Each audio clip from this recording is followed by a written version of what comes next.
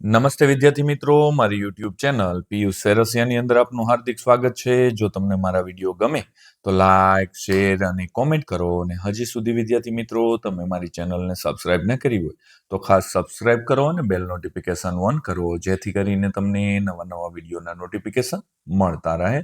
તો ચાલો વિદ્યાર્થી મિત્રો, ધોરણ 8 તેમાં જે નવી સ્વાધ્યાયન પોથી આવેલી છે તેમાં વિષય છે ગણિત અને એકમ છે છઠ્ઠું, ઘન અને ઘનમૂળ।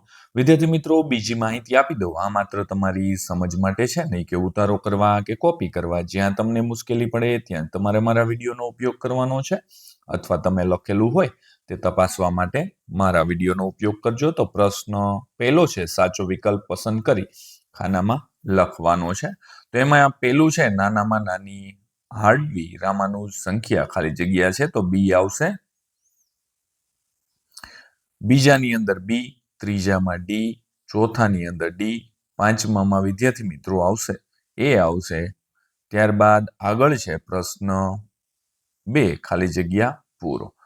તો વિદ્યાર્થી મિત્રો, અહીંયા 5 ખાલી જગ્યા આપવામાં આવી છે, તો તમે જોઈ શકો છો તેમના મેં જવાબ લખેલા છે। વિદ્યાર્થી મિત્રો, તમે પણ કરેલું જ હશે તો ચેક કરી લેજો, ક્યાંય ભૂલ હોય તો તમારે સુધારી દેવાની છે। આગળનો પ્રશ્ન 3 છે, નીચેના વિધાનો ખરા છે કે ખોટા તે જણાવવાનું છે। તો પહેલું છે, આમ તો જોઈએ તો 5 વિધાનો છે તે તમને દેખાઈ રહ્યા છે, ખોટા જ છે, તમે પણ ખોટા જ કરેલા હશે, ચેક કરી લેજો। બીજું વિદ્યાર્થી મિત્રો, જો તમને મારો આ વિડીયો સારો લાગ્યો હોય તો તમે બીજા મિત્રોને શેર કરવાનું ભૂલતા નહીં। ત્યારબાદ આવે છે પ્રશ્ન 4, સૂચના મુજબ ગણતરી કરી જવાબ મેળવવાનો છે। તો અહીંયા પહેલું છે કે અવિભાજ્ય અવયવીકરણની રીતે ચકાસો કે આપેલ પૈકી કઈ સંખ્યા પૂર્ણ ઘન છે। તો 44 441 છે તે પૂર્ણ ઘન નથી વિદ્યાર્થી મિત્રો, જ્યારે 1728 છે તે પૂર્ણ ઘન સંખ્યા છે। અહીંયા મેં દાખલા પણ ગણેલા છે વિદ્યાર્થી મિત્રો, તમે પણ કરેલા જ હશે તો ચેક કરજો। ત્યારબાદ 8000 છે, સી દાખલો છે, તે પૂર્ણ ઘન છે, અને જ્યારે 16875 છે તે પૂર્ણ ઘન નથી। ત્યારબાદ આગળ જોઈએ પ્રશ્ન 2, અવિભાજ્ય અવયવીકરણની રીતે ઘનમૂળ શોધવાનું છે।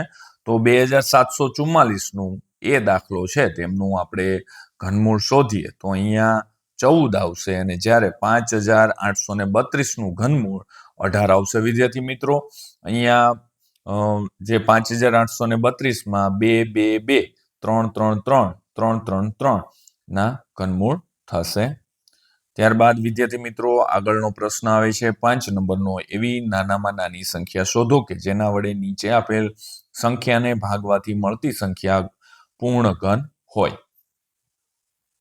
તો વિદ્યાર્થી મિત્રો, 864 ની અંદર આપણે જોઈએ તો 2 ગુણ્યા 2 બરાબર 4 વડે ભાગવાથી 216 પૂર્ણ ઘન સંખ્યા મળે છે, અને જ્યારે 189 ની અંદર વિદ્યાર્થી મિત્રો 7 વડે ભાગવાથી 27 પૂર્ણ ઘન સંખ્યા મળે છે। ત્યારબાદ પ્રશ્ન નંબર 6 આવે છે 512, ઘન સેમી ઘનફળ ધરાવતા સમઘનની બાજુની લંબાઈ શોધવાની છે। તો અહીંયા મેં શોધેલી છે વિદ્યાર્થી મિત્રો, તમે પણ શોધેલી જ હશે તો 8 સેમી આવશે। 7 નંબરનો પ્રશ્ન છે, માગ્યા મુજબ ગણતરી કરો। તો તેમાં અહીંયા વિદ્યાર્થી મિત્રો 3.6 જેવો જવાબ આવે છે। ત્યારબાદ સાદું રૂપ આપવાનું છે, તો તેમાં 85184 જેવો જવાબ આવે છે। ત્યારબાદ 8 નંબરે છે, સૂચના મુજબ ગણતરી કરી જવાબ મેળવો। તો 3087 ને નાનામાં નાની કઈ સંખ્યા વડે ગુણવાથી પૂર્ણ ઘન સંખ્યા મળે? તો અહીંયા વિદ્યાર્થી મિત્રો 3 વડે ગુણવાથી 9261 પૂર્ણ ઘન સંખ્યા મળશે। ત્યારબાદ જાતે કરીએ વિદ્યાર્થી મિત્રો, તમારી આસપાસ મળી આવતા સમઘન, લંબઘન અને એકત્ર કરી તેની લંબાઈ, પહોળાઈ અને ઊંચાઈનું માપન કરો, નોંધાયેલ માપોનો ગુણાકાર કરો અને તપાસ કરો કે તેમાંથી કઈ સંખ્યા પૂર્ણ ઘન બને છે। બાજુમાં માપ પૂર્ણાંક સંખ્યામાં લેવાના છે। તો અહીંયા વિદ્યાર્થી મિત્રો, આ કોષ્ટક મેં બનાવેલું છે, મારે ને તમારે બંનેને અલગ હોઈ શકે છે, જેથી કરી અને જો તમે અને હું બંનેનું અલગ હોય તો તમે તમારી રીતે જે કરેલું હોય તેમાં જ તમારે ચેક કરવાનું છે. અહીંયા લાસ્ટમાં પ્રશ્ન 4, 5, 6, 7 અને 8ના જવાબો વિદ્યાર્થી મિત્રો આપેલા છે, જેથી કરીને તે પણ તમે તપાસી શકો છો કે જ્યાં પણ તમે ક્યાંય ભૂલ થતી નથી. જો વિદ્યાર્થી મિત્રો તમને મારો આ વિડીયો સારો લાગ્યો હોય તો લાઈક કરજો, શેર કરજો અને કોમેન્ટ કરવાનું ભૂલતા નહીં. તો ચાલો મિત્રો, હવે મળીશું આપણે નેક્સ્ટ વિડીયોની અંદર. આવજો.